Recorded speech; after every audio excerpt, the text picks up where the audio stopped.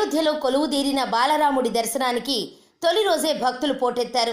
మంగళవారం తెల్లవారుజాము నుంచే దర్శనానికి అనుమతించగా లక్షలాది మంది బాలకరామ్ని దర్శించుకున్నారు. మంగళవారం మధ్యాహ్నానికే దర్శనం చేసుకున్న భక్తుల సంఖ్య 2 లక్షలు దాటగా రాత్రి వరకు ఏకంగా 5 లక్షల మంది దర్శించుకున్నట్లు ట్రస్ట్ నిర్వాహకులు తెలిపారు. ఉదయాన్నే లక్షలాదిగా పోటెత్తిన భక్తులను నియంత్రించడం పోలీసులు, భద్రతా బలగాలకు కష్టమైంది. కొన్నిసార్లు తోపులాట కూడా చోటు చేసుకుంది.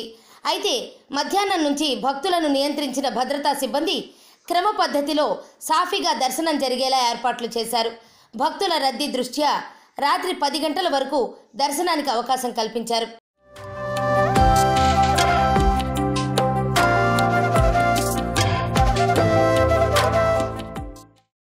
రెండో రోజైన బుధవారం కూడా బాలరాముడి దర్శనానికి భక్తులు పోటెత్తారు.